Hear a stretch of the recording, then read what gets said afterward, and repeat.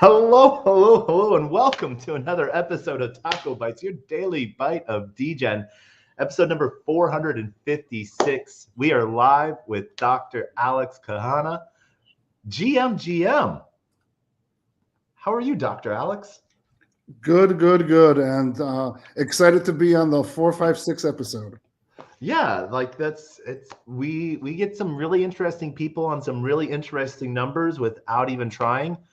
I don't know. We had an interesting kick through of the internet just decided we didn't want to play for a second. So, and that's actually a really good roll into sort of what you do and what you sort of push out on decentralization of medical records. And the aspect on that is if the main server goes out, you can't get anyone's files, and so let's please, who are you?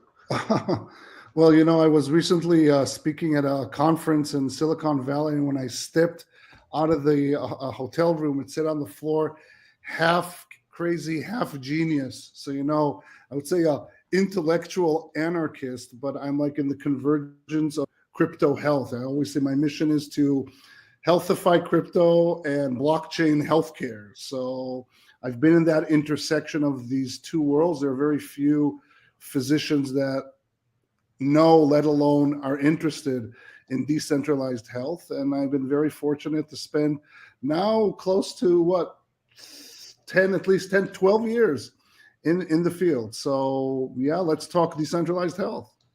Definitely. One of the big things that a lot of people talk about, especially in Web3, is mental health. And maybe it's like the stress of crypto Twitter, the stress of trading, the stress of one day everything's down 90%, the next day there's a God candle, and what that does to people. Yet for a lot of people, that's sort of become the norm. Yeah. I would say, like this, as a doctor and a pain doctor specifically, seeing people with pain obviously comes with, being sad or being angry or being scared or all the above. And, we just call it depression, anxiety, and being a psychopath. But these feelings, have always been in medicine. And I've seen mental health as part and parcel of our human behavior forever. But I think that there's something special about what we're seeing now in the post-COVID world. So there's like this, obviously, I can quote you statistics and say 1 out of 3, have chronic pain, and 1 out of 5, some type of mental health comorbidity, that's fine. It's not important. What is important is to recognize that we now live in a world where two things happened after COVID. One is this cognitive overload that we're having with all this information coming on, and we don't know what to trust. We don't know what's true, what's not, what's deep fake, what's superficial fake, what's alternative fake. We just don't know, and that has deeply eroded our ability to collaborate and cooperate, which leads to the second element, and that is isolation.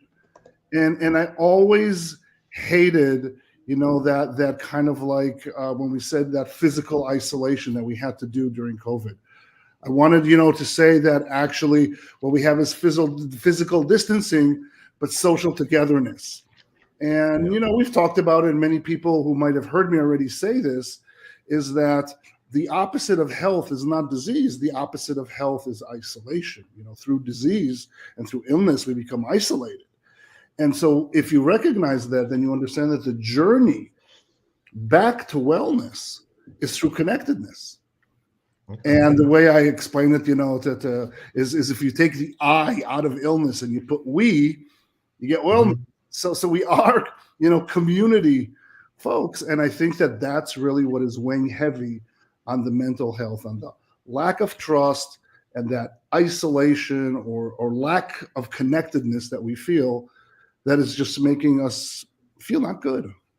So where do you think that Web3 sort of comes into play in all of this? And, in the aspect of connectedness and togetherness, rather than you hear all the time, you know, you don't know who anyone is because they're hiding behind a PFP on Twitter, or as I like to say, PP, profile picture. I don't know where, you know, where that F comes from, but you know,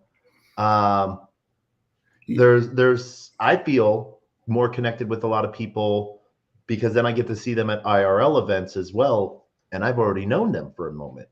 Yeah, no, I think that it's an excellent question. And, you know, Web3, or if you wish, that third iteration of the internet, if we look at the internet as this most successful collaborative enterprise that we ever put outside, you know, think about it, that now I can talk to someone in a totally different time zone and we can exchange information, and we can do business, and we can date, you know, virtually, or all this. So the problem, to your point, in the Web 1 and Web 2 is the lack of identity, protocol, and trust, you know, that computational trust that we need. So it's like, you know, the famous cartoon of a dog on the keyboard saying, "Nobody knows I'm a dog."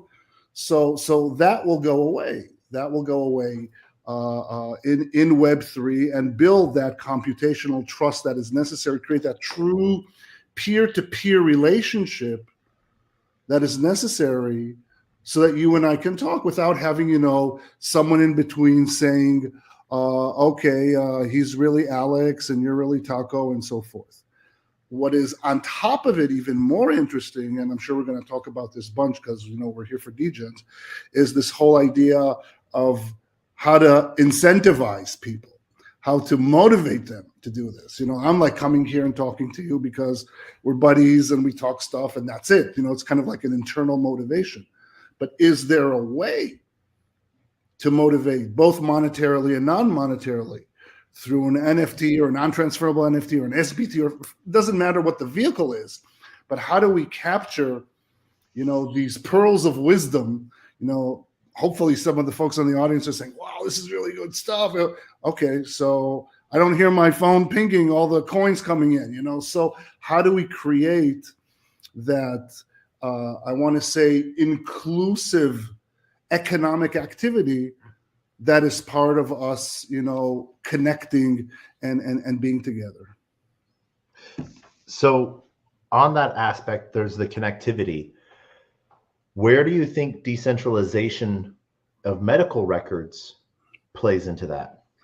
Well, I don't have to explain to the audience that why we love decentralization is because it is security resistant, it is collusion resistant, and it is censor resistant. So that's just a fancy way of saying electronic health records, you know, are hacked all the time. There's not a day that goes by that you don't read some hospital got hacked, blah, blah, blah, and this, and then they're sold on the dark web or whatever. And so we have the privacy security issues, and you know, okay, people are going to find out that I have some medical condition that I want to keep to myself.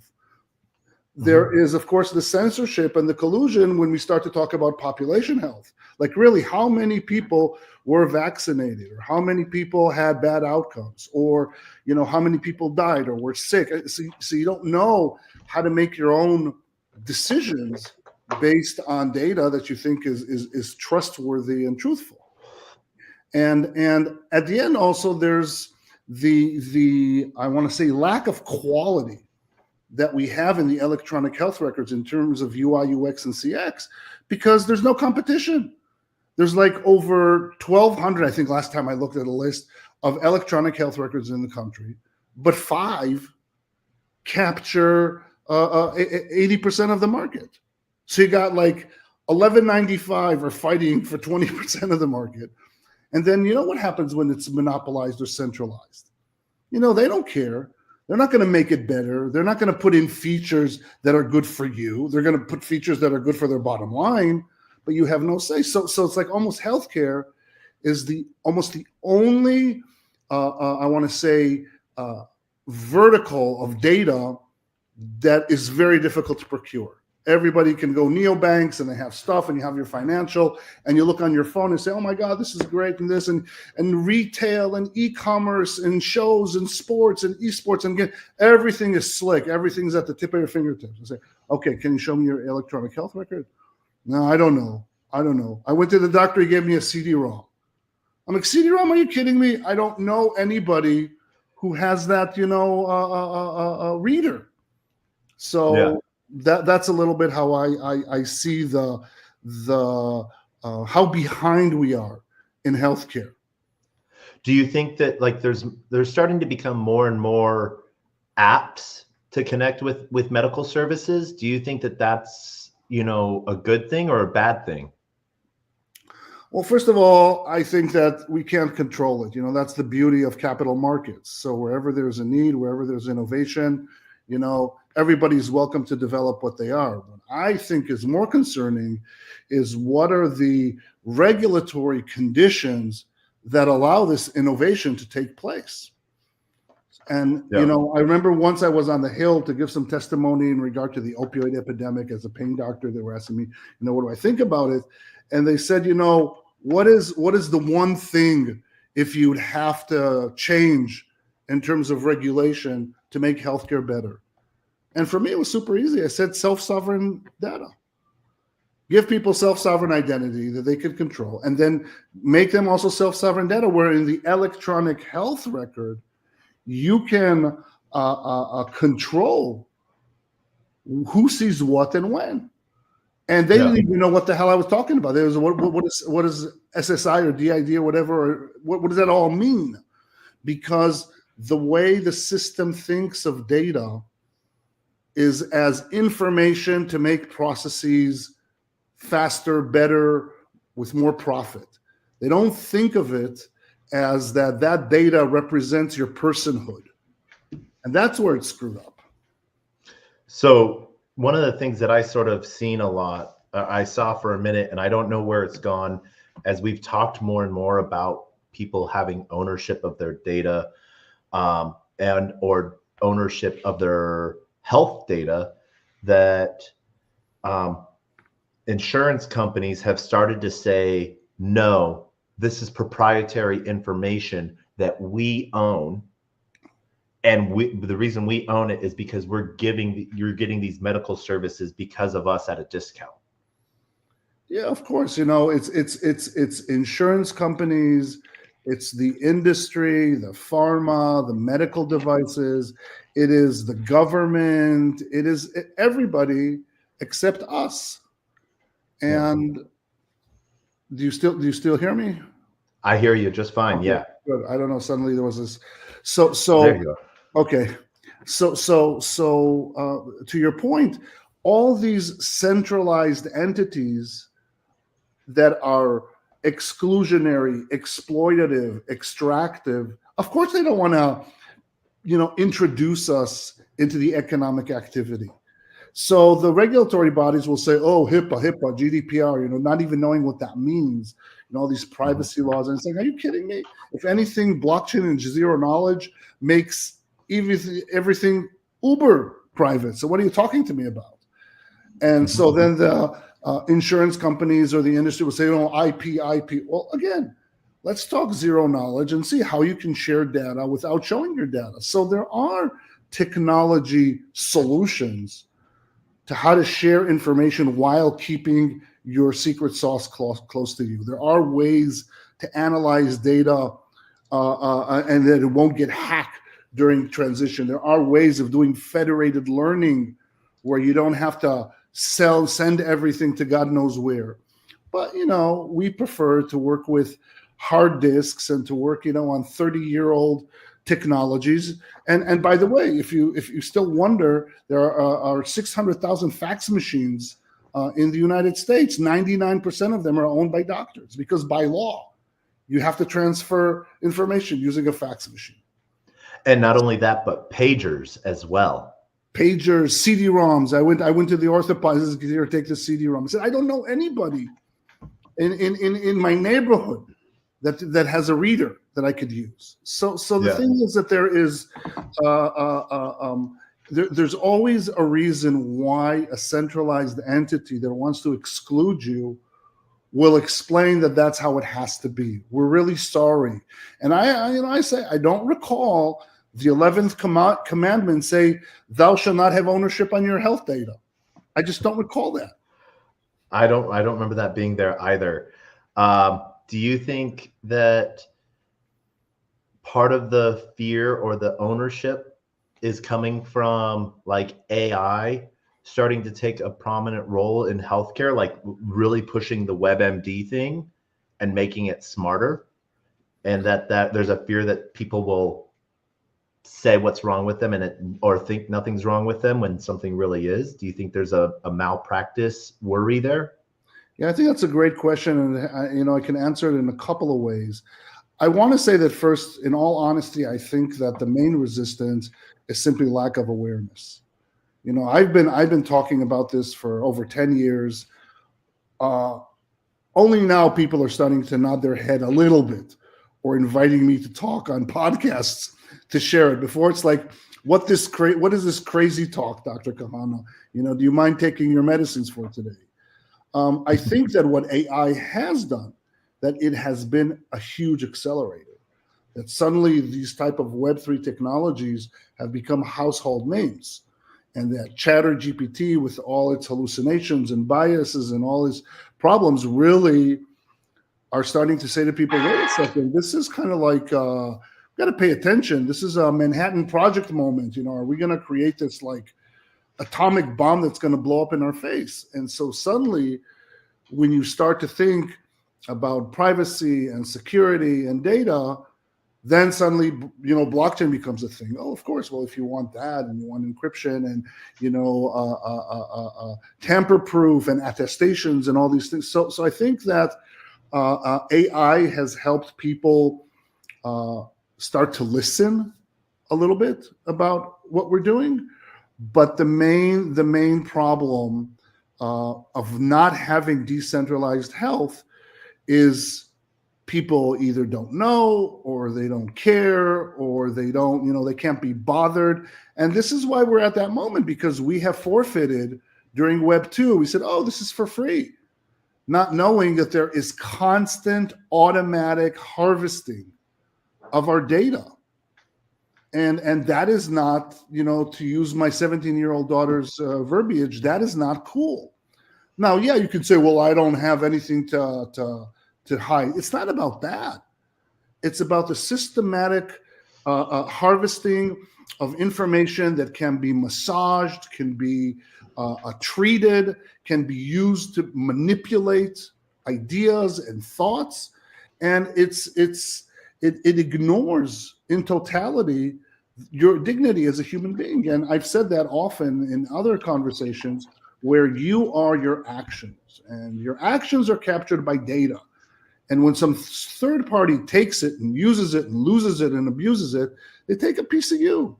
Now, is this the first time in human history that we're enslaved to something? No, not really. That's the essence of who we are. But the difference is that now we know better. That now, but it seems like, though, some of us know better or think we know better, and everyone else just thinks we're crazy. And that gets called out, especially like I see more people in Web3, and I'm going to ask you to define that in a moment. I see more people in Web3 that understand money markets and financial market trends than even normal TradeFi bros. And so I feel that there's a high education here, that when you know so much, or maybe you don't know, but you have a broader view, and so you talk on so many different things, people just think you're crazy. How do people combat that? Well, again, I think that this has to do with what we said before, the question of education and sensitization. The folks in Web3 that now know TradFi better than others, is because they realized that you can't really talk about mental health and physical health and planet health without talking about financial health. You can't kind of like, okay, there's some guys here down the block on Wall Street where I live, and they're just doing stuff and I don't know. And then one day everything pops up and the government gives a lot of money, and I don't know. I'm like, my wages are getting lower and lower, and my purchase power is getting weaker and weaker. you can't. You have to now live in a world where you have emotional literacy, digital literacy, financial literacy. Otherwise, you don't, you don't survive. And so I think that people are thrusted, especially the digital natives like Gen Zers, the young millennials and the Gen Zers, they don't remember a time. I remember a time where if you would tell me, oh, everybody would have a phone in their pocket, I'm like, that's funny. You need a long cord, long cord to schlep it with you. It's like, or if you would say you'd have a computer in your pocket, it's like, and now, of course, we have it. And so I think that to answer your question of why people are not equally interested, I read something from Chris Dixon's last book. What's it called? Read, Write, Own. Excellent book, by the way. And he mentions in one of his chapters, he does a very nice overview about the history of web and blah, blah, blah. But there's this really nice chapter about that. He says that in our world, there are basically two cultures. There's the short-term casino culture, which is loud and out there and causing a lot of reputational damage because of a lot of short-term irresponsible things. And I don't have to give the names, and the acronyms of all the folks who have been involved with it. And then you have us, which are the long-term. We're what he called the computer culture. And so this brings me to my definition when you said, okay, what is Web3? So there are a lot of definitions. Chris uses the definition of read, write, own, which is fine. I'm not a computer scientist. I'm not an engineer. So, it's like, okay, for me as a doctor, I say to myself, and I'll be curious if you think it's garbage or not, just say, Alex, it makes no sense. But the number that is after the word web represents our proximity to the digital world. In other words, I live in a physical world. Okay, I'm here, I'm touching the counter, I'm looking at the computer. You're in a digital world. The interface, of course, is the computer and the software and the web and whatever and the internet and whatnot. So right now, it's kind of like I'm in and out. It's like I see you, but I'm not in there. It's better than when it's just reading. So I can write you a message, I can talk, upload stuff, sure. Web3 will be with immersive technologies, right? I'll put in whatever goggles on me or HoloLens or some whatever MR, XR, I don't know what, and it'll be phygital. I'll say, man, Taco, thanks for the hug. I really felt it. It was this haptic suit. I'm like, dude, you got it. You're crushing me. Okay, so you have that. That would be like the Web3 is the phygital. We're getting closer.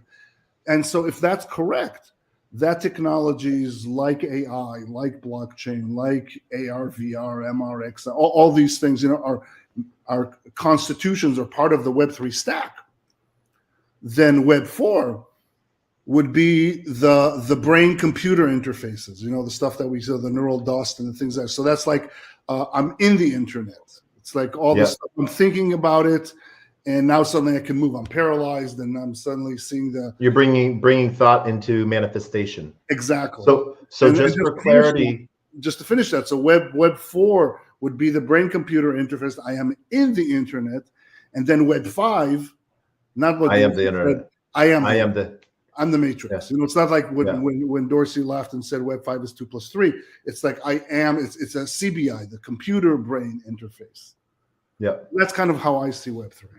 And then Web 6 would be everyone's sort of meshed together. Yep, a universal consciousness. Why not? So then just for clarity for people's, you're saying as the number goes up, the closer we get rather than steps of degrees farther apart. The difference between this definition, which I totally made up, versus the definitions that are out there, is that the definitions out there are function centric. Okay, they're about stuff that you can do. The definition that I think that I'm bringing forward is human centric. It's about our identity. It's about who are we. And so in Web 1, I'm in the physical world, and I'm just looking at a screen, and I'm reading the New York Times, and I have next to me the real New York Times, and I prefer to read the real New York Times because I love the smell of it and I love the ink. Yeah. And the Web 2 is like, okay, this is fun. It's not as good as IRL, but you know, I could live with it. And Web 3 is like I put it on me and I'm like, holy shit, you know, just like get out of my face. You're so close to me. And then of course the 4 and 5 that we can only see and imagine in movies. And 6 would be this universal quantum consciousness that, you know, we can only take after micro or macro doses of whatever and get to that 6th dimension. So, all right. And do you think it's going to be getting better for people the higher we go, or do you think that there's going to be more forms of censorship as we go along? I think that, you know, people adapt. People don't remember how they were 10 years ago, and what was new and crazy, and this becomes just the new normal. Better is really what we decide, because like I always say, technology doesn't do nothing. It's what we do with that technology that makes a difference. Now, it is clear that there are two, I want to say, schools of thought that are happening now in the world. One school of thought is let's do more of the same, but harder and stronger. And so, okay, if this is not sustainable and we can, you know, soon we're going to be out of oil, so let's extract everything and every stone and every rock and every mineral, and don't worry about it because meteorites are going to fall, and then we're going to take from them, and then we're going to, you know, extract from the galaxy. And so just let's do more of that. Let's create megapoli of cities that have 150 million. You know, now in China they're doing this like megapolis of, you know, Beijing, Hubei, Shenzhen is like 150 million, sure. So it's like, can't eat meat, so let's create DNA, you know, fabricated meat in the lab. And then there are others that are saying, this is not natural. This is not natural. You know, growth in nature that is uncontrolled is called cancer. Okay, it's not good. And nature is going to dictate. We're not going to dictate for nature what's going to happen. It's going to dictate for us. And if we continue to putz around and do stuff, we'll have COVID 20 and 21 and 23 and 30. And at the end, it's going to stop. Because when COVID started, what happened to the planet? It got healthier. Suddenly, carbon emissions went down. Suddenly, animals started to grow. The birds started to chirp in New York. What the hell? So maybe a couple of million of us, or tens of millions, or hundreds of millions have to die so that the nature will recover. Okay. So it really depends on how do we want to act, short term and long term.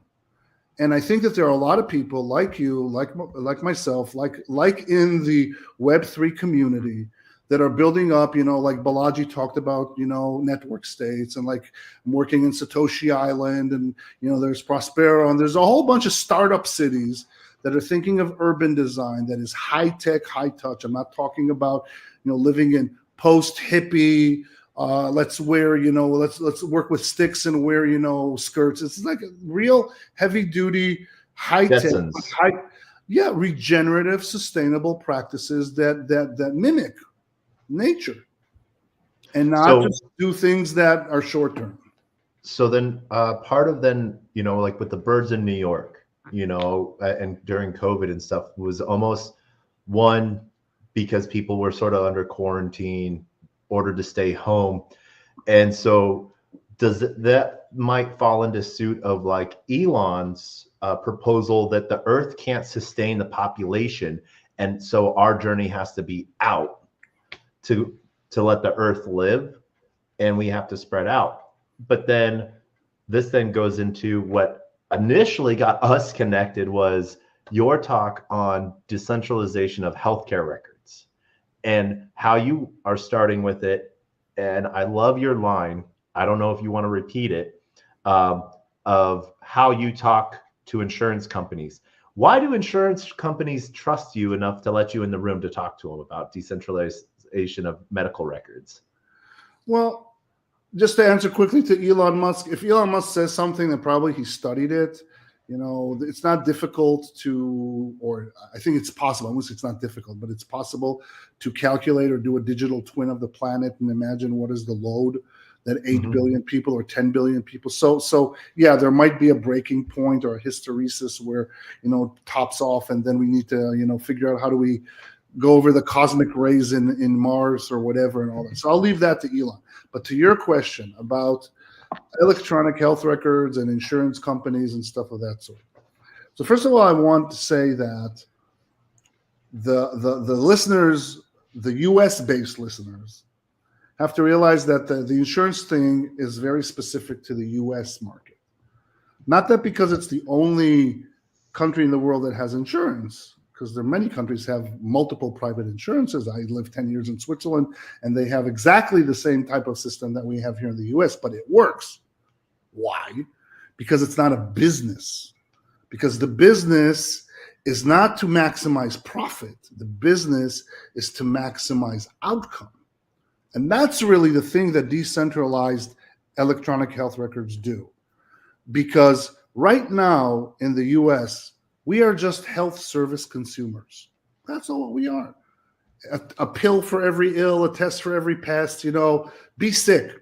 Every time I would make a pain patient feel better, my CFO would call me and say, what the F is wrong with you? We just lost, $15,000 worth of tests or physiotherapy or what. So in blockchain parlance, we're trading in death coins or sick coins because we're not incentivized to keep people healthy. But in other countries, like I said, that have insurance companies, the incentives are built in such a way that if you keep people healthy, primary prevention, make sure that they live a healthy lifestyle, then you are awarded for it. And it just kind of reminds me of, you're too young to remember, but when I was younger and I wanted to travel, I would go to a travel agent. It wasn't because I was rich. It was because the only person that knew all the information was the travel agent. I didn't have Google or the internet or whatever flights to tell me. And I was under the impression when I was talking to her that she would get me the cheapest deal. When in reality, she got me the worst deal. She got me the most expensive one. Why? Because she got commission. So it wasn't that travel agents were evil. It's that their whole incentive was screwed up. Direct you to a certain trip. And so if she would actually be incentivized, she would get more. If she would get me the cheapest flight, then that's what she would get. And so what happens is with all our trust agents, what is a hospital, a lab, a insurance company, a service provider, what are they? They're trust agents.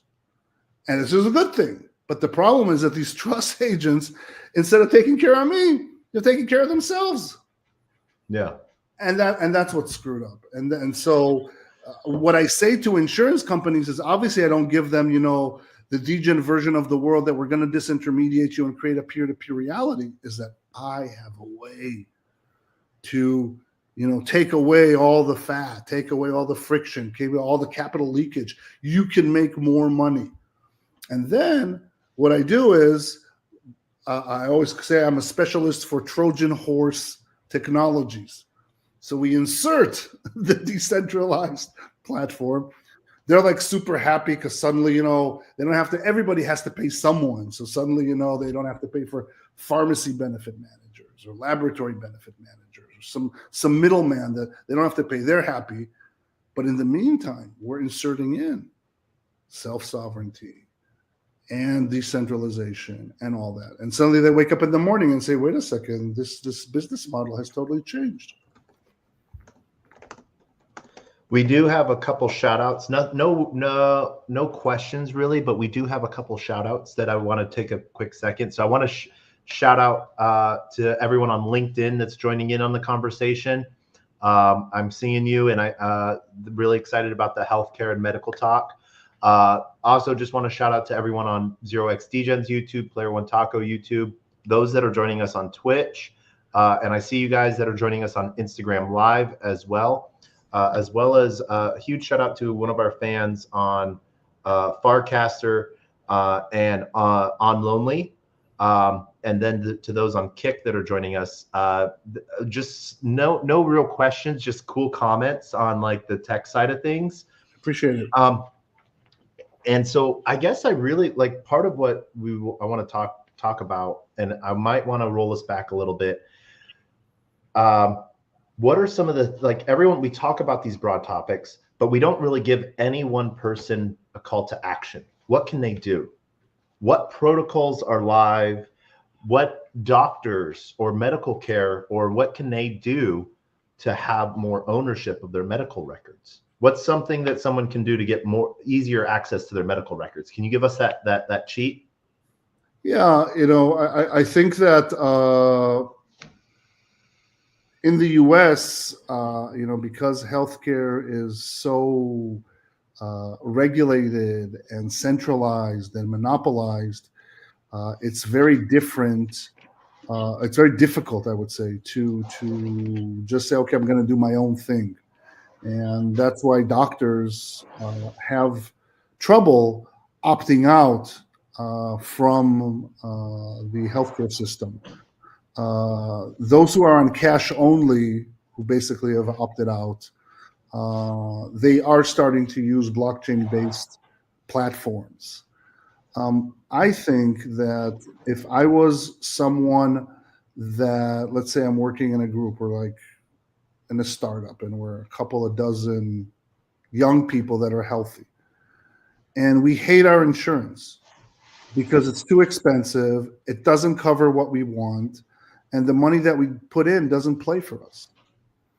So what I would do is, besides reaching out to me, is to self-organize, talk to a insurance broker in the state that you are, decide between yourselves what is it that you want to be covered and what not, convey that to the insurance broker so that they can create a bespoke or personalized insurance. They would say how much it costs, and then I would tokenize it on whatever, create a liquidity pool, and build like a smart contract that defines how much of it will be, let's say, low risk to play with it versus how much it will be that you keep aside to pay if someone gets sick. So that is something that someone can actually do. And so we are so early in the stage that just even talking about it, and I'm sure that 100% of your folks that are listening, it's like, I've never thought about it. Of course. Because we've never thought of that ability that I could be my own insurer. I can be my own doctor. I can be, my own caregiver. Now, because we are biohackers, because we, measure everything, then we start to understand that there's the technology out there. So I urge many of the listeners who are technologists to reach out to me so I can connect you with platforms that are building it, or maybe sit together and brainstorm and build something. It's not rocket science. It's not something that's super complicated. And just like if we built in Africa, in Africa, we built a blockchain base, works on Cardano, electronic health record that has tokens to it, that basically has, the ability to control, the user can control who sees when, what, and how. So I think that my call to action is pay attention, think about it, reach out, have these conversations, ask me, and we can start building. There's a physician DAO that has been developed called HPEC. There are things in healthcare, just so you understand, what is in healthcare used blockchain for. So one is supply chain. So there's stuff there in supply chain and healthcare that use a distributed ledger technology. Credentialing is another. Clinical trials is another. Electronic health records is another. DAOs. I believe in DAOs. So create a social DAO. If you're already in a social DAO and you want to add some healthcare services to it, you don't know how to do it, talk to me, figure it out, tag on. It's not complicated. And then it'll be how we say in French, fait accompli. It'll be, that's reality. and then sue me. Okay, sue me because I wanted something that is better for me. And as long as we're going to be either too busy to care or too defeatist to think that we can do something, then we can't expect any of this to be better. But you can tell from what I'm saying and how I'm saying it is that I am 100% sure that in 10 years, people are going to say, I cannot believe that in 2024, people use this garbage of technology. And look what happened to 23andMe. What, $6 billion? Unicorn? How much is it worth now? Zero. Now, why is it worth zero? Why are they going to soon be delisted from NASDAQ? It's because, their service was not a service. What? Ancestry. Okay. So I know I'm like 99% Ashkenazi Jew, and my main risk factors are anti-Semitism. It's okay, so what? It's like, it doesn't mean anything. So it's not a genetic test. It's a forensic, non-diagnostic inquiry for people who have too much money on their hand that want to give Christmas gifts of, who was your great-great-grandfather. Fine. It's okay. I'm not saying that you shouldn't, but there's nothing medical about it and all that. And so what was their mistake? That they kept all their data for themselves.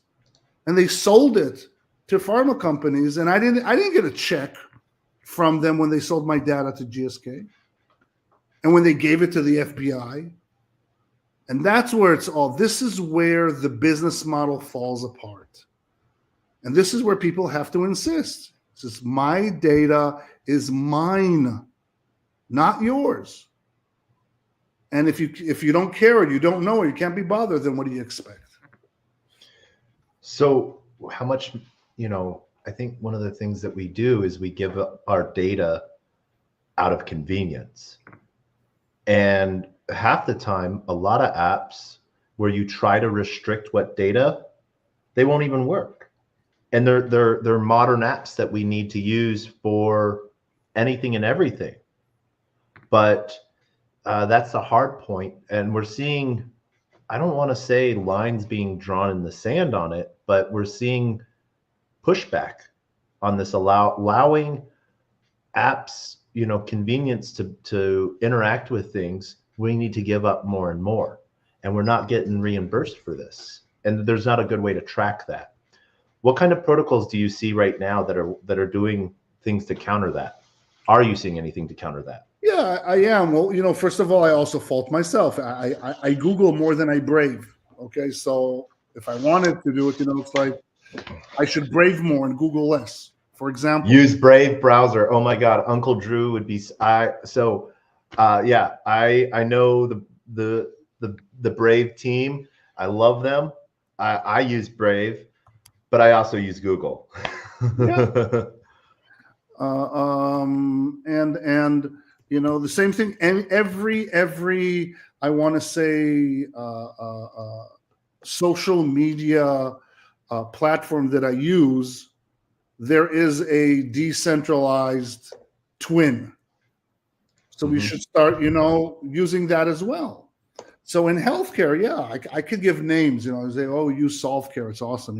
They're all good. But then, I'll say a name and then I'll get a call from friends of mine. Oh, why didn't you mention us? There's BlockQ, there's Remedy with a Y and Remedy with an E, and this is like there are not thousands, but there are dozens of them out there that are looking for users. They're looking to be adopted.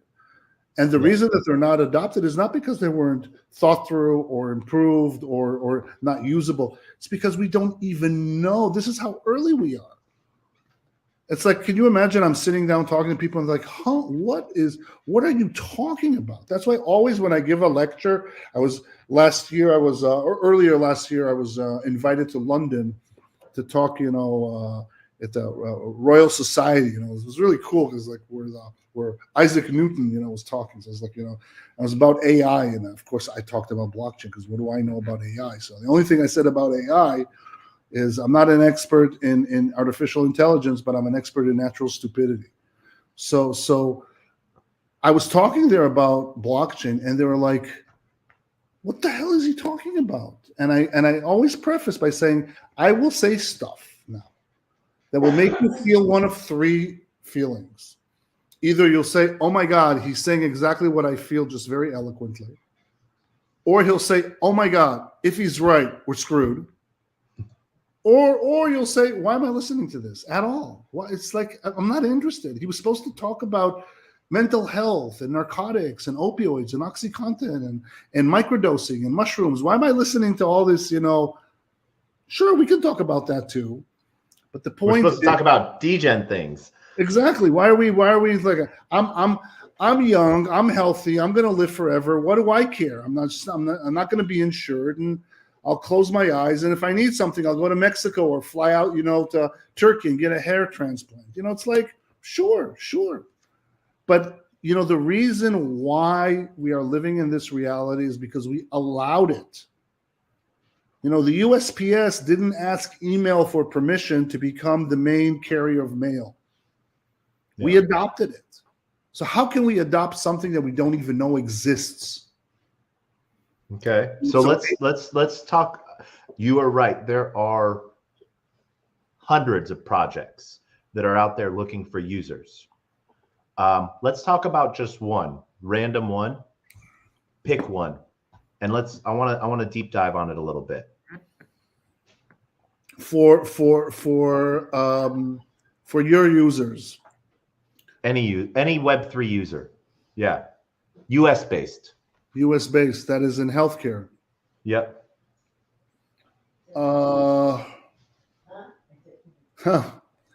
Because the ones that I'm thinking, one that's really good is in Korea, the other one is in Africa, the other one, it's like, for individual users, I'm blanking. I'm blanking on their name. With insurance, this decentralized insurance that. And I know one I know of on the insurance side of things that does sort of like the healthcare pooling in a way, and they do their own little MedPet plan for Web3 gig workers, I guess you could say. Opulus, I know they do that. I know SolveCare in one aspect, but then I want to talk about the one that you might know a lot on. And Tamarin and Tamarin Health, Tamarin Health is a good one. Because they treat data as an asset, so I would definitely do that. Which one? What one? Even so, maybe I limited it by limiting it to the U.S. So I know a lot of the stuff you've done in Africa. So that's something that I think you could talk on all day. Let's talk on that. Like, what's a protocol in Africa? So there's something that you can actually download from the store, from Apple Store or Google Play. It's called Afya Record, AFYA Record, REKOD, Swahili for health record. Afya Record. It's in English. It's in a couple of languages, but it's in English. And spell that again. AFYA. AFYA. RE. REK. Oh my gosh, we lost Dr. Alex for some reason. I don't know what happened there. There he is. He came back. I don't know what happened. So I don't. RFYA. And I'll do the AFYA REKOD. Yep. .com. Afya. Okay. Record. Okay, here. I don't know if I have. I'll put it in the comments, in the public comments. Yeah, put it in the public comments for us. Can I put in the public comments? Yes. So for those that are following and listening in, and those that listen in later, one of the best ways to get a hold of Dr. Alex is via LinkedIn. We put his LinkedIn profile in the comments and shared that around to Unlonely, Kick, Instagram, YouTube, and Twitch users. I put in the private. I don't know, for some reason this thing is not loading on the public one, but here on the private you can see it. I got it. And why don't you put it on your public ones? There we go. Okay. And when you go on the first page, you see patient-driven healthcare platform. And so it's more than an electronic healthcare record. It's a health data ecosystem that on one side, it has an app for patients. Mm-hmm. And on the other side, it has for healthcare professionals and administration. And it has all the features that you can imagine that the centralized one has. So it looks like anything else, but behind it, the difference is that it has decentralized, databases, and it has tokens, and you can earn those tokens, and you can control. There's a click where you can control and say, I don't want this doctor to see my notes, or I don't want this administrator or insurance company to see this information. So you control the privacy of your data. You can say, I want my doctor to see it tomorrow between 8 and 10 because I'm leaving in the office at 10. He doesn't need to see it afterwards. So you have all these features that we as Degens appreciate that we miss in these patient portals. It looks like Amazon, or it looks like any app on mobile. It's not this like thing that you don't know how to hold it because it wasn't configured correctly for mobile. And you know that the data belongs to you. And if someone wants to look into it, it alerts you and says, someone is taking a peek. Is that okay or not? And you say no. And of course, you have dashboards. So let me give you an example of what we built in when it was COVID, because we started this and then COVID broke out and all that. And so we said, okay, we have an AI engine behind it. Let's, we're not going to, like here in the US, let's intrude like with Bluetooth and know exactly your location. And you got to give in your name and everything and no privacy and whatever. And I was like, suddenly I got an alert that I have probably COVID because they saw that I was with someone in the night, and apparently what they saw was my neighbor from the floor above me, which I never saw. And why would I, have COVID? Your and Bluetooth, that Bluetooth notification stuff. Yeah. It's like nonsense, garbage. And so we put in that if you have the questions, you have shortness of breath, cough, without any identifying, information. And if you would say yes to all of it, you would become a red dot. And so it'd have a map. And we're like, if you would be a yellow dot, a green dot, a red dot. So I remember we were in Nairobi and we're driving the car and we had like the undersecretary of health or something. And we're showing it to him. And it's like, what are all these red dots? I said, yeah, these are a bunch of people that we think have COVID. We're going into the neighborhood. And he says to the driver, take a U-turn. Let's go back. We had enough today. And so you're able to track people without invading their privacy. And so when there was a breakout of COVID cases in Mombasa, which is about 8-hour drive from the capital, Nairobi, which is the port, we opened a tent. We had like 100,000 people download the thing for free. And then we would see all these dots and we figured out, we saw them, these are all truck drivers. So we quarantined the truck drivers for 2 weeks. We didn't know how long at the time, so just for 2 weeks. And COVID went down by 90%. And so the point is that with simple technology, you can solve things for people, but also public health. And not this kind of like, oh, you have to give me all your information plus your secret code for your bank in order for me to protect you. That's nonsense. And so I recommend to look into that. And of course, we can say, okay, can I use it here? Not this, that. We can figure out creative ways of how to connect that interface and maybe have conversations with Tamarind, maybe have conversations with, Solve. I don't know. There's the wonderful things can happen. There's D-Health in Europe that is awesome, that they do stuff.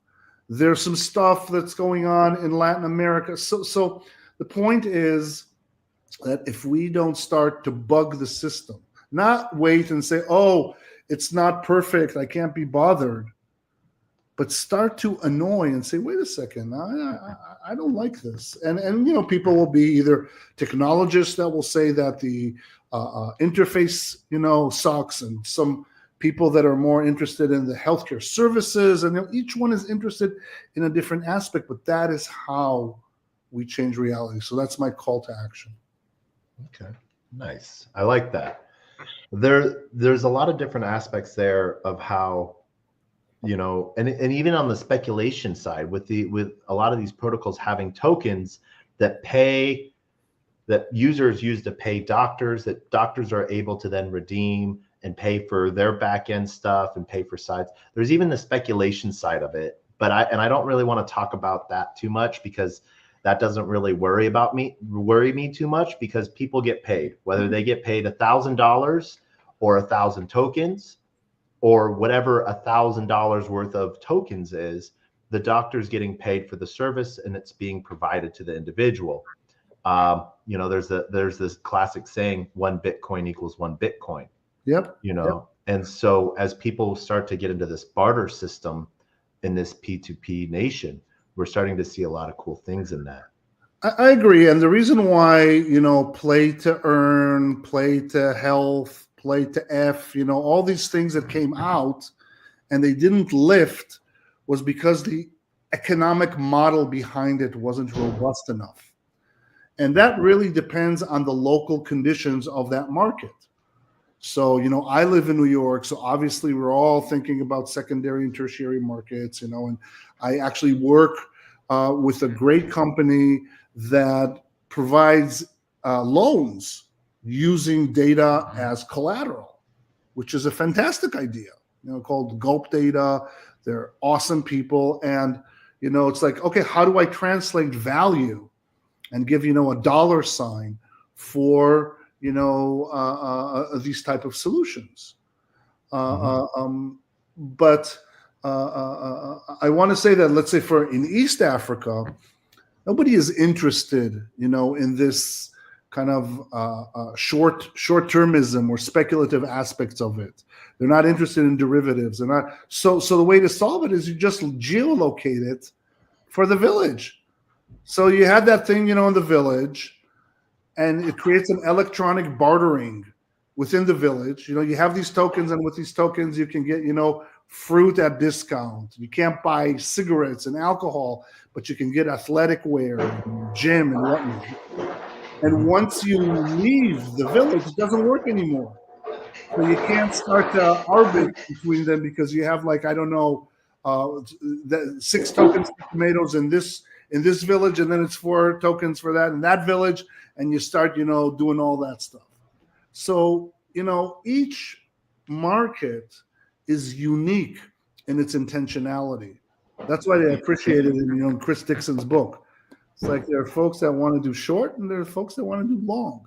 The problem, and I was saying in DAOs, the reason why DAOs pop, there are 3 reasons I think that why they pop. One is that they're not decentralized enough, obviously. The second is that if they are decentralized, the founders, don't leave. They kind of get stuck in it. But most importantly is because we are mixing different populations that create different token velocities, which create different pressures on the price.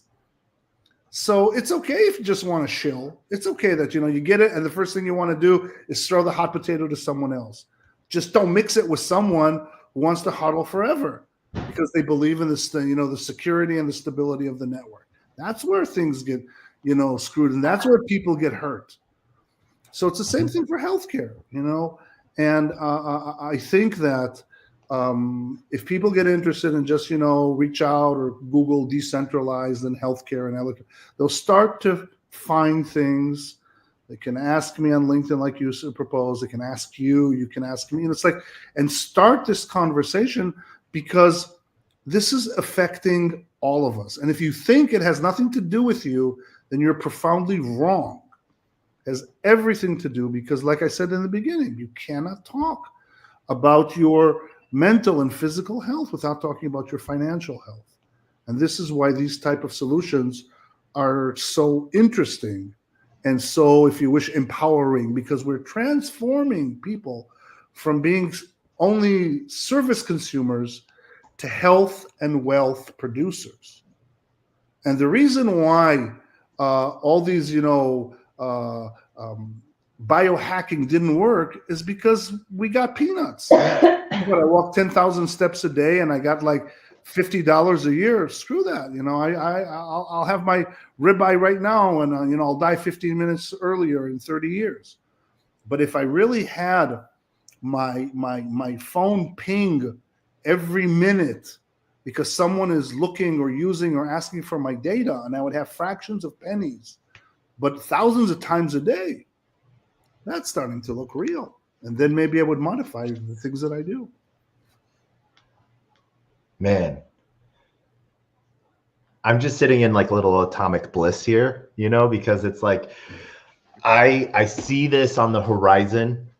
I'm wishing it's here today, and I know it's not, because like, unfortunately, like you were sort of saying, a lot of people take the arbitrage out of things and just assign it dollar value. And no matter what, they assign it a dollar value, even if that dollar is getting less and less, so even though something might be going up in value, they're still tying it to a dollar. And I see that being an issue with healthcare. And so health will always be a major thing. And we're starting to see I could go on rants here all day. No, but I want to answer that because it's a very important point. There's a very simple solution, at least that I did in my head. Okay.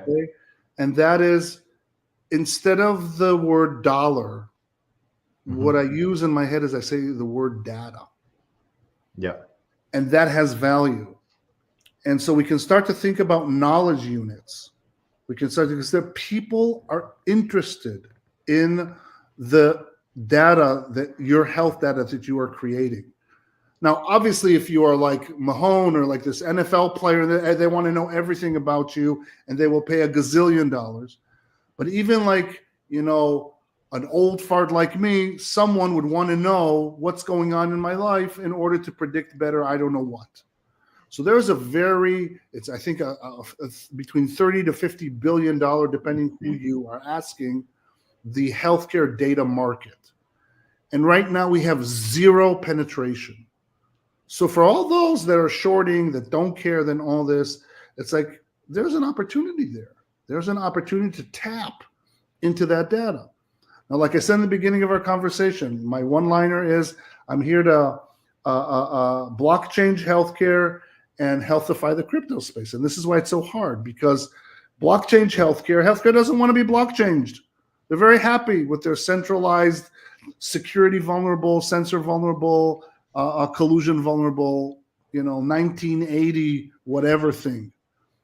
And crypto doesn't want to be healthified because I'm healthy, I'm young. What are you talking to me about? The only thing I might be thinking about is a little bit of CBD or microdose or macrodose or something, and maybe mental health and maybe. And this is where this is challenging. And healthcare is ripe. If you think about it, if you would ask me, Alex, which is the best vertical to apply tokenomics on? Which is the best vertical to blockchain it? More than gaming, more than fintech, I would say it's healthcare. Why? Because it's multi-stakeholder, a lot of writers into the system. You need the computational trust. You need the encryption. You need the auditability. And nobody trusts each other. Nobody trusts the other. And so you have that computational trust of, okay, I know, peer-to-peer, it's fine. And so I have no doubt that once people are going to take, and you know what I think it's going to be women. Because femtech is becoming a thing now, and women health is starting to be a thing.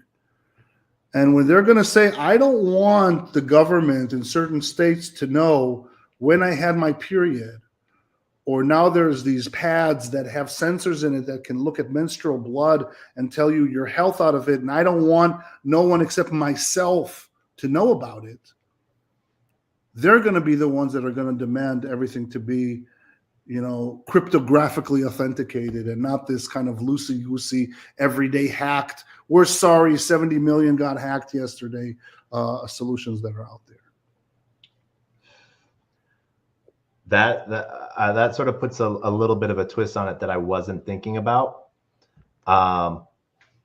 but it's 100% true, where I sort of look at it too on the same side of things as medical procedures. For a long time, I didn't believe in privacy tokens or privacy chains. And that's because for me, I felt that blockchain was a solution, that transparency side of it got us away from the old marching orders of the dirty politics of banking and money. And I realized, though, that if everything is transparent, enough time can pass through. You think a wallet is pseudo-anonymous. With enough time, you can figure out who a wallet is, especially as we use wallets to pay for services and stuff like that. Like, oh, I see this wallet pays this bagel shop every Wednesday at 9. Well, I go sit at that bagel shop at between 8:30 and 9:30, and I'm looking on chain. And as soon as I see that transaction happen, boom, I know who it is. That's taking it to an extreme, but with enough, that's how simple it can be. And when I was thinking about it, when I first started to turn towards, the idea of privacy tokens a little bit, or privacy payments for services, was about 2 years ago, when Roe v. Wade got overturned. And it was actually right before it got overturned that I was people were using this argument to me to convince me. And I was like, you know what? You're actually right. Like, if a woman is making a choice on her own and she's paying her doctor via crypto, that choice should be hers and hers alone, and not broadcasted to the entire network. Yes, she should pay for her bills. Yes, the doctor should be paid for their services, but that shouldn't be, follow her or be public for everyone to see. And so you sort of were touching on the privacy side of data, but there's also the privacy side of payments on that as well. Do you think that that's having a role in some things? True. I think that there are two aspects to it. One is the technology, and it's getting better all the time. So, this idea of pseudonymity or, re-engineering identities and things of that sort, getting better at it with zero knowledge and roll-ups and different types of ways, mixers and ways to cloak either the information or cloak the transaction. And so I'm not, smart enough to know all these things. I just know that there are a lot of folks that are big into privacy and will just continue to develop that technology. Yeah. The other part of it, however, is more important, I think, and that is the principle that you mentioned, that we have things that are, I want to say, we have multiple personas and we have different privacy levels. It's not an all or none for different personas and different people. And so it has to be agile. So when I go into a bar and they want to see that I'm over 18 and they say, show me your driver's license, I don't want to show them my where I live. Now, it doesn't matter because nobody's going to hit on me and I don't care. But there are people that don't want that. And so the ability to provide guardrails for this type of automatic harvesting, which is predatory by nature, because it's for the feed the beast. So, we talked before about ChatGPT and OpenAI and all those things. It's like, that's what it's for. So hopefully, I think that what will happen, just like what is happening now with databases and tokenization of that information, will happen also to AI, and it'll be decentralized AI. And, each one will have their own internet or their own website or their own, they'll have their own AI. It doesn't matter. But I do believe that that's eventually what's going to happen. But until then, especially in healthcare, whatever we're going to develop, with whatever limitation it has, it is by far better than the current deal. And the current deal is, Taco, I'm the doctor. I have all your information and you have nothing. and I make all the money, or my boss makes all the money, or my hospital or whatever makes all the money, and you make nothing. How is that for a deal? I would come to you like, please, sir, may I have an x-ray of my knee to give to my ortho? And you're Exactly. like, and I would say, and you need to pay $12. And it's like, how did you get to that number? He says, well, when you do it on PDF, it weighs 3.5 pounds, and it costs $4 a pound. So it's like, are you kidding me? You're weighing it in PDF paper? That's how screwed up this is. yeah. So whatever people are going to, whatever Softcare or HBank or Afia or Tamarind or Shiro Health, or doesn't matter, whatever people are going to come up with, Burst IQ, I don't know what, it's going to be BlockCube for trials. It's going to be a gazillion times better than what you have right now. Because right now, you get bupkis and you're supposed to say thank you. And that's not okay. No, I know there's like Axion DAO and like AXGT. Is there like AI token and stuff like that, to where they're using like Neuralinks from like NVIDIA to take health data and research user data to make better services? Do you think that all of these companies or protocols are trying to do things separately, or that they should be coming together? So I think that what companies now are faced with is what is called co-opetition. So it's collaborative competition. They're forced to work together to accelerate, the development. So they will not work together unless they have to work together. And if there's not enough data, because we're going to go into from petabytes to exabytes, and there's not going to be enough data left, they're going to invent it and create synthetic data, which is a fancy word of saying made up data or made up stuff. And if anything, all the hallucinations and the biases and all the things that we're worried about are just going to accelerate. So in any case, how quick or how slow that will be derived by or dictated by finance. One thing I can reassure you is that you will not be invited. Neither you or me. We will not be involved in this, in these behind the scenes, no more than you are involved when there's too big to fail in banks, and when there's like bank runs, and and when we have a bank run, and I'm not saying that it was okay that we had bank runs, then it's awful and it's crypto and this. But when regional banks have bank runs, well, that's capitalism. That's how it is, and that's fine. And we'll bail you out. So the hypocrisy is beyond the pale. And the business model is just profits are private and liabilities are public. That's how it works. And blockchain changes it. Blockchain changes the relationship between personal, private, and public.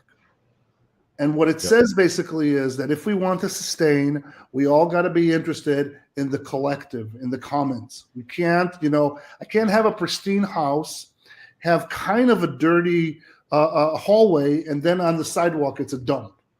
It's just that's how it works.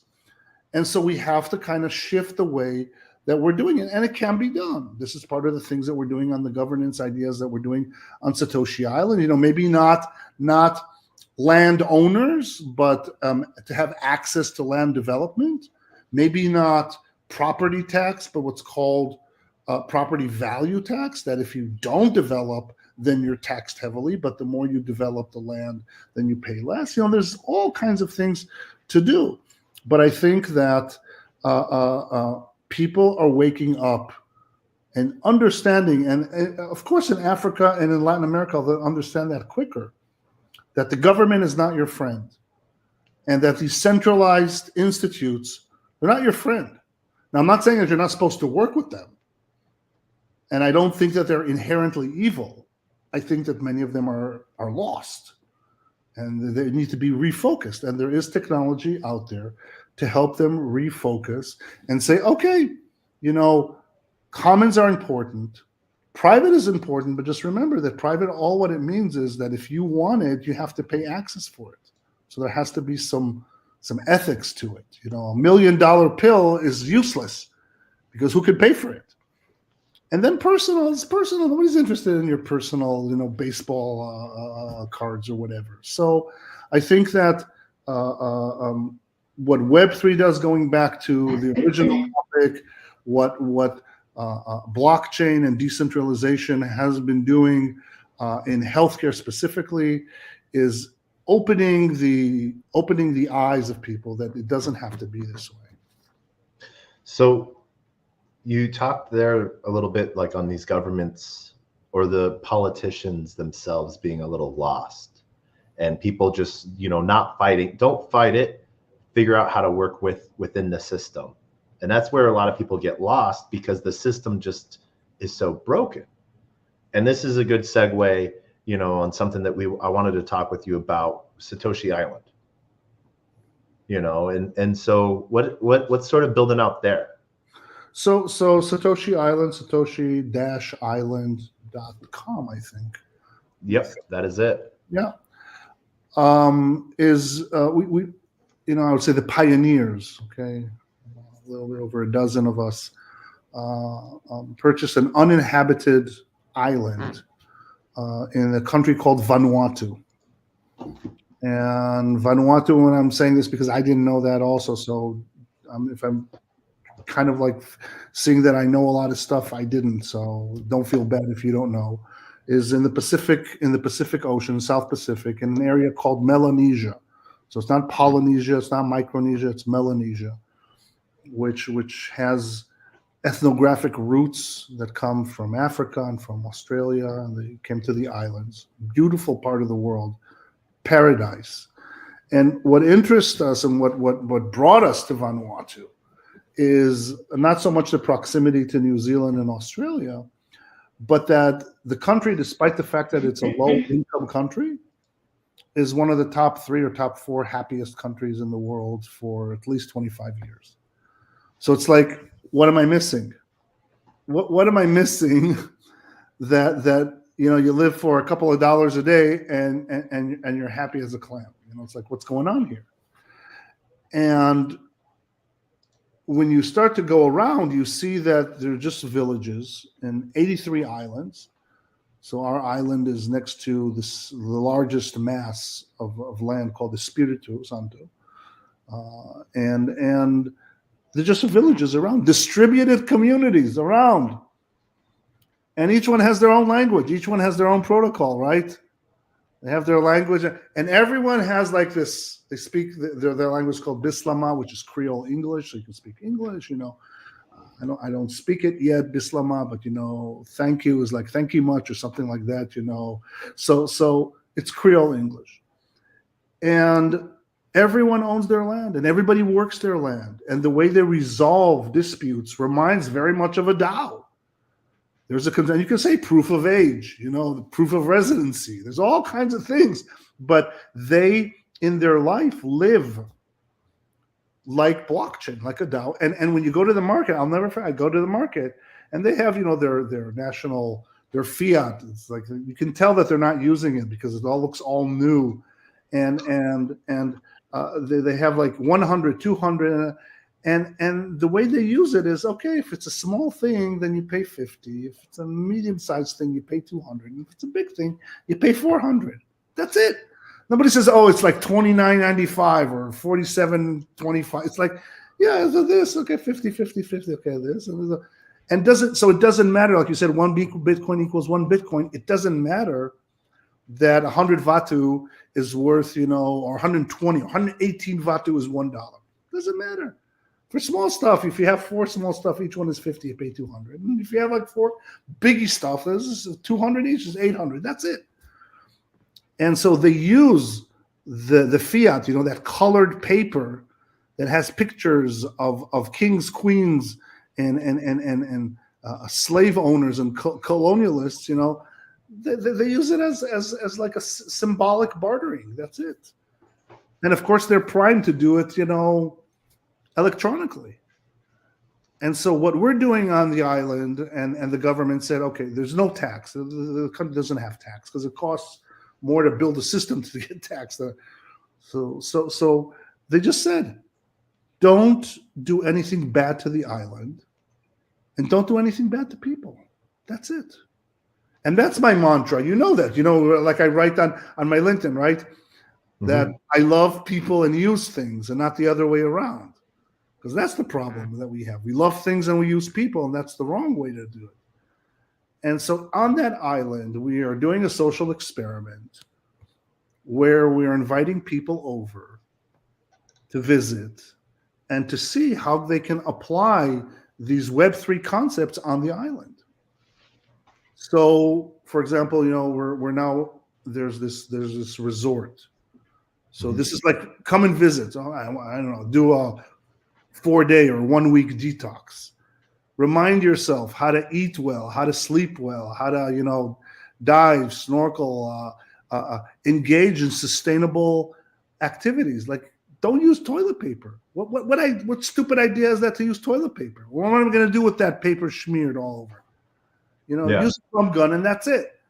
So you have people that come in and it's far by design, because then it would only attract the type of people that we would want to see. And then they say, oh my God, I really like this. I want to stay more. Oh, okay. So let's build, a digital nomad village. We have internet, we have that. And then if you want to say, oh my God, I love this. I want to live here. I want to die here like Alex. Okay.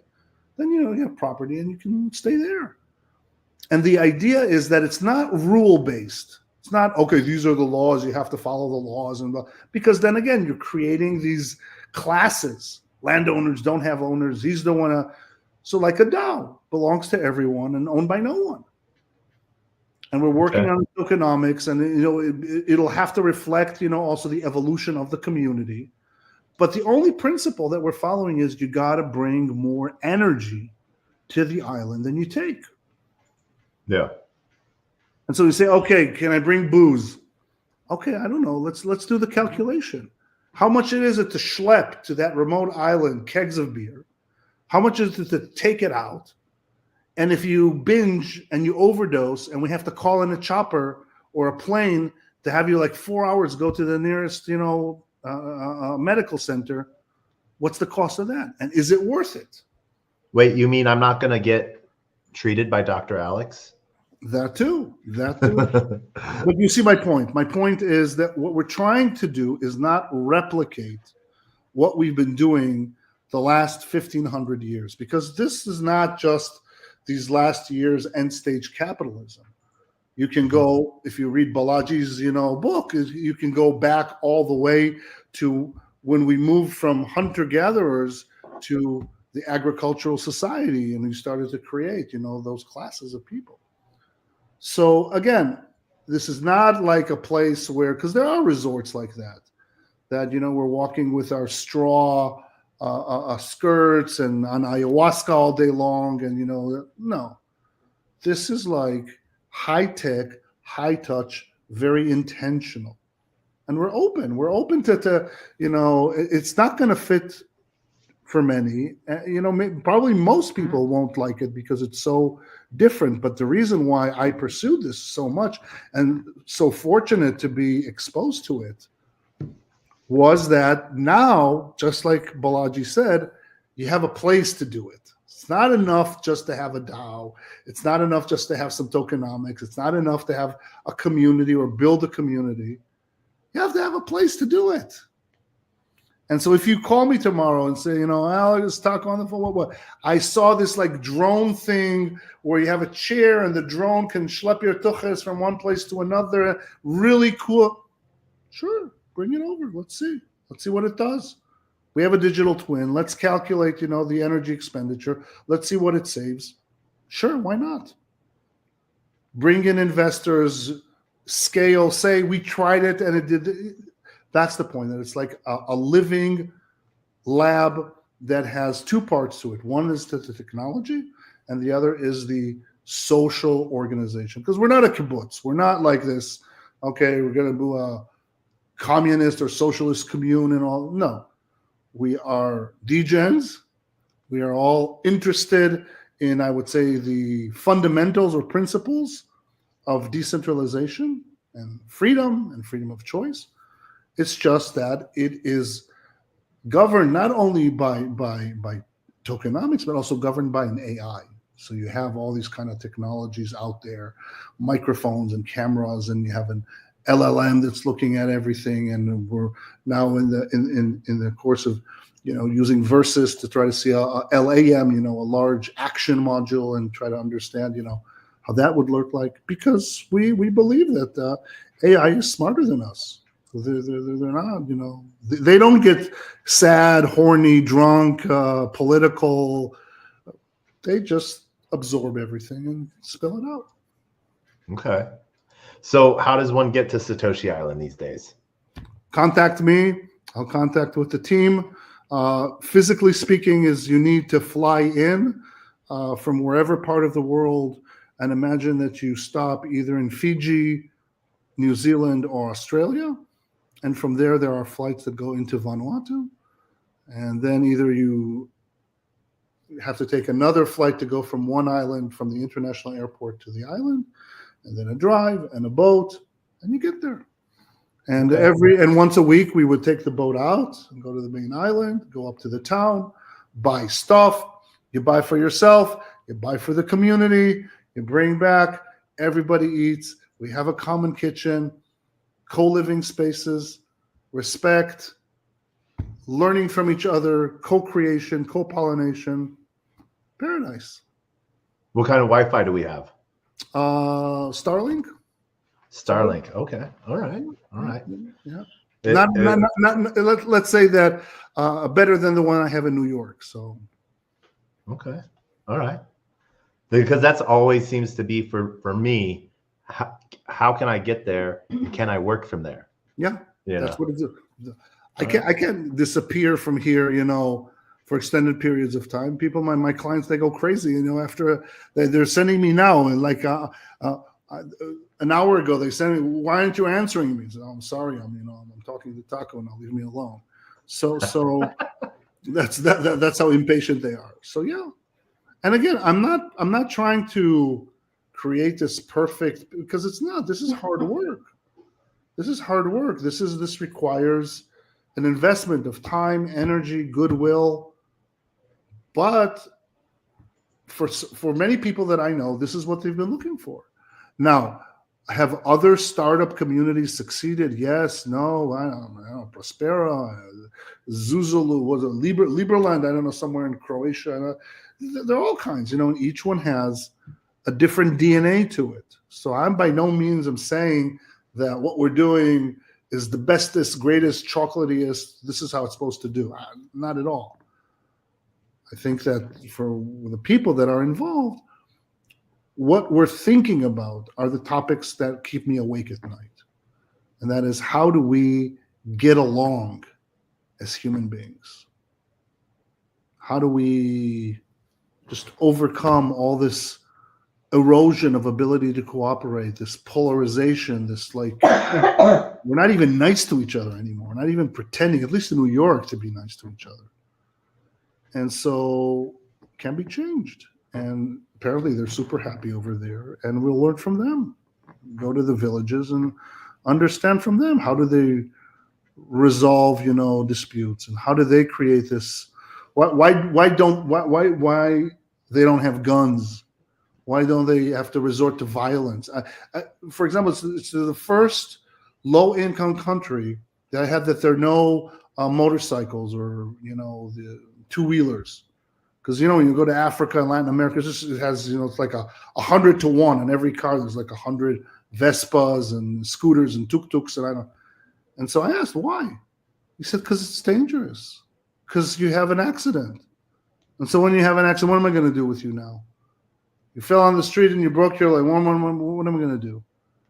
So they thought about things. So they just have cars. They just have. And so it's just a very, very interesting part of the world that I feel that has more to teach us than we have to teach them. And so, yeah, let's do it. Help them remind us how it used to be. All right. How many people are living on Satoshi Island right now? I would say that every moment there are like a dozen or 2 dozen people going in and out. We're building this community, so I think that there will be a serious ramp up this year. And I think we're doing calculations of how many would the island sustain correctly, and we're trying to be thoughtful. There's no like we have a committee to see that you can apply and will accept. This is not like dating apps where you have to kind of like I don't know what. It's more about feeling the chemistry, and so we'll see, and what we're lucky because we're not the first ones that are trying to do it, so we're trying to learn from other people's mistakes. And so if people feel comfortable being just with a dozen or a little bit more, then that's fine. And people say, no, I'm not going to come in until I see a community of 100 or 500, or that's fine too. But we're trying to build, and like I said, we're expanding our eco resort and the activities that would attract people that just want to detox and enjoy their stay. Following that at the same time, and a little bit kind of like stepwise expand the digital nomad and see how successful that will be. And we have committed people that want to build, like myself, build their home or their dwelling, and the build is always going to be in respect to the nature. It's going to be respecting the look of the nature, the material of the nature. So all the wood is ethically resourced from Bali. We are using real world asset. We're using tidal chain as tokens for real world assets. It's like we're taking things serious, and maybe we'll all Brave there and not Google. I don't know. We'll see. Okay. have a module sponsored by Brave? Hopefully. Okay. Hopefully the idea is to have, the folks that are listening to this, or, when people are going to forward it to other friends, say, you know what, we need really to open a virtual presence there and help support these guys. There is money in the crypto world. So yeah, sure. Help us. Who's involved? So I think that the main people you can see on the island, on the website, Dennis is the gatekeeper. Dennis Troyak, awesome guy, Australian, good friend. Spent a month with him, and another guy that's not on the website, Richard Strites, who's an ex-Disney Imagineer. So he's like gonna funify the island to look like a, the Animal Kingdom, or Tomorrowland, or I don't know. But just push this forward, and there's no obligation. There's no FOMO, there's no FOBO. We just want a piece, one place in the world that we can say, okay, this is a place where we can live either a few days a year, a few months a year, all year round, and just live the way that we want to live. I think so. You said FOMO. For those that forget what that means, fear of missing out. I feel like something like being on Satoshi Island would bring about ROMO, which is relief of missing out. Relief of missing out. Could be, yeah. Could be. We did it on purpose. That it's far. It's hard. It's not easy. It's not for the faint-hearted. It's not. If your thing is consumption, we believe that consumption is destruction. I realized that when I was in the Amazons, and when the hunter would bring in a big fish, then it's like everybody would look at him and say, what the hell, why'd you bring a big fish? What are we going to do with the rest? It's going to rot and stink. Don't catch more than there was this joke that they used to say that now I appreciate it much more, that the fisherman would bring a fish, throw it back to the river, and then bring it again, throw it back to the river, and it says, what's the deal? Why are you fishing and throwing it back to the river? It says, because I haven't found a fish yet that would fit my pan. You just need a certain amount. But this endless growth, this accumulation of stuff, this obsession of just having these symbols and all that. I'm not poo-pooing. It's like, good for you if that makes you feel good. I'm not doing, psychoanalysis and what I think as a physician that represents in your life. I'm just saying that it creates a lot of burden. We started our conversation with mental health. And part of the burden of mental health is, okay, now I have a lot of money, and now really the stress is starting. Because what am I going to do? How am I going to keep it? How am I going to keep it grow? How am I going to, and then it's like, it's never enough. It's never enough. And I remember saying it to one of my ultra rich, probably the richest person that I know with bees, that I said to him, I have something that you'll never have. He's like, what do you mean? I have this, I have that. I just bought a 146 or blah, blah, blah. I have a Falcon. I said, yeah, but I have something you'll never have. I said, what is it? Enough.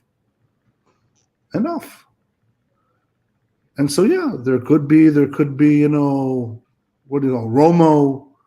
could be.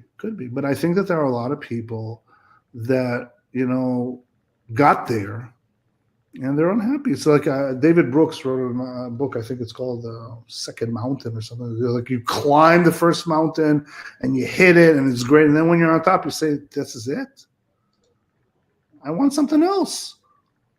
And so if you want purpose, if you want meaning, if you want to connect to nature, if you want to connect to technology, if you want to connect to people, if you want to connect to yourself, have the time to meditate, to think, to, procrastinate with clean air and no noise. Oh my God. These are commodities that we don't have anymore.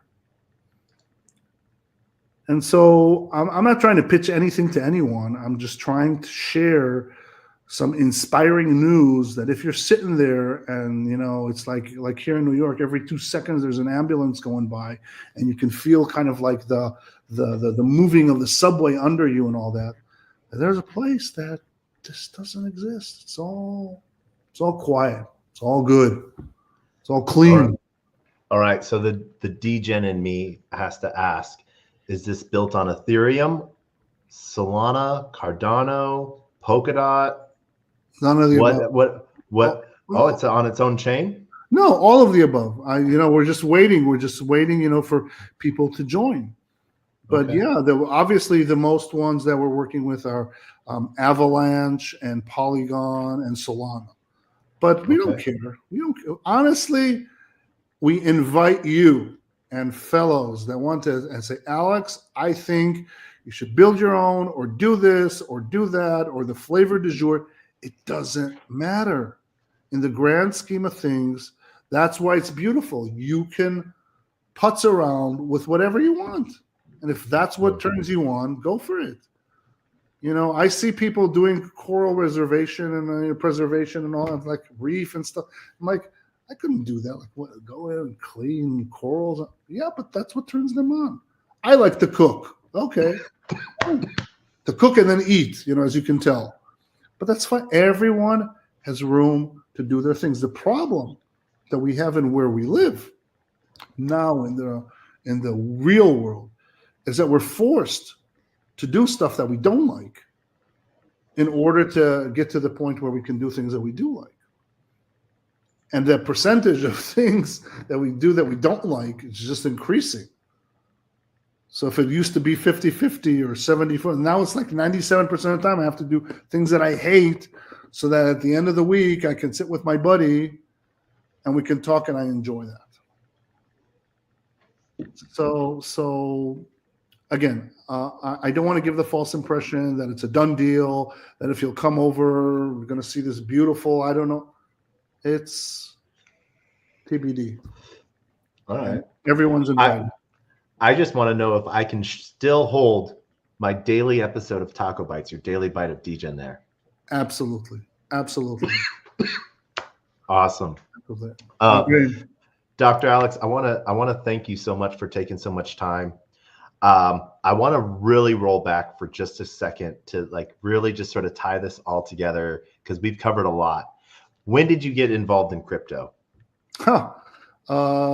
October 2014. I was working with Kathy Wood. She started ARK Invest. Chris Bernitsky at the time was, a analyst for blockchain. And I was like, I don't understand what he's saying. What the hell? I just don't understand. And I think it took me like 2 years or 2.5 years to start to kind of get it. And then we started to write stuff together. I think I looked at something that Chris and I wrote together with Jem, like in 2016, on electronic health records. Like, what the hell was I saying? It's like such garbage. But and so I've been in this for a long time, and I think it's. Did you start as a miner, or did you just buy Bitcoin on markets like? I just bought on market. And and I just believe in the mission. And anything and everything that I bought was in projects that I believe. Yeah. Still do. And so, for me, the liquidity or the exit, and all this is going to be, when I crock. Until then, it's like, yeah, let's create. Let's build. It's more biddle than huddle. And since I am not a coder and I'm not an engineer and all that, I'm too old to, I have to just stay with my medical knowledge and my philosophy knowledge. I do want to help into thinking, how can we just make this more sustainable, more agreeable? It's starting to be a little bit nasty out there. So, can make it better. It's, we can be in a non-flict, not a conflict, but a non-flict. Yeah. All right. I guess maybe the only pedigree I have on you is I got in like 2 years before you. Yeah. that's about it. But I got in because like I thought it was an interesting store of value. And so then here's a hard take question I have for you. A lot of people see Bitcoin as a store of value. They see other tokens as stores of value and stuff. When does someone spend that store of value? Do you believe someone should spend it or hold it? I think that the answer is split into two. One is that there's reality, and sometimes in life you need to become liquid. And I always say that we're not poor, we're just illiquid. And that can be with fiat and it can be with data. It's like, so I want to separate that from the principle. And it's like the principle of when do I need to get rid of my knowledge? When do I need to get rid of my asset? And I think that this goes back to the definition of value that needs to change. That's really the issue. That value right now, what you're thinking about is value equals Q divided by C. Quality divided by cost. So if it's a high quality, whatever token or project, and it's a low cost, I got a good deal. Problem with that is that by putting quality as a numerator, what you consider quality might be different than what I consider quality. And when you put cost in the denominator, then you imply that you put price pressure on them, because in order to have more, you have to make it, as low as possible. And I offer a different equation, and that is that value equals, and put in the denominator what you want to get, because what you want to get is meaningless. I want to get a lot of money. I want to be rich. I want to get drugs for free. I want to, who cares what you want? What's important is what's on the enumerator. And on the enumerator, you want to put, what do I want to give? And that's the question. What do you want to give? What do you want to give to this world? Patients who don't want to get better. Drug companies that don't give, affordable drugs. Government that doesn't invest in infrastructure. People that don't try to contribute to their community is a zero value prop. So the problem is not the value of the token. The problem is the value of the person. So what is the value of the person that chills? What is the value of the person that pollutes? And so when you read Catanini's original article on ICOs, saying that ICOs are the best way to measure sentiment in the community, which was true, and that is the best way to crowdsource. But there was a little footnote that said, provided the actors are not malicious. And that was the problem. Everybody was malicious. And so this brings me back to when I was in the safari in Kenya, and the grass was, because of climate change, the grass was growing high, so the impalas were hiding. So the lions out there, they couldn't see the impalas. They got so hungry, and they became so thin that they couldn't run after them when they already saw one, and they died, and the hyenas ate them. And so then there were too many impalas because nobody hunted them, so they ate all the grass. And then they were all exposed, and so the hyenas ate them. And then what happened? They were just hyenas. And so that's the problem, that it has to be a balanced ecosystem. So if we're just a bunch of hyenas eating each other, it's not sustainable. So I'm not against, speculators. They're part of the ecosystem. We need speculators to speculate on prices to keep the valuations healthy and at check. Yeah. But we also need builders, and we also need holders, and we also need people who really care about the system for the long term. And that's really what this is about. So it depends. What are you bringing to the table? What's on the V equals what are you willing to give, not just what you're willing to give. All right. I like that. That's a good bite there. Last hardball question. Sure. Because this is all in the news. Craig Wright. Satoshi or not Satoshi? Let's say that I don't know enough, but from the people that I know, that I really appreciate their knowledge because they know the emails and they're like the original OGs. No, but again, I know what I know, and the folks that whisper in my ear. No. I know what I know, and I agree with you. I personally think it takes away from Craig Wright's own contributions from what and I think that there's ulterior motives, but I think it takes away from the contributions he has made. Yeah. So Dr. Alex, I've had a great time with you. We have talked about everything. It feels like we have spanned the world in conversation, and as we wrap this up, I want to shout out to, the projects that make this possible. Raise Finance and Sweet Protocol.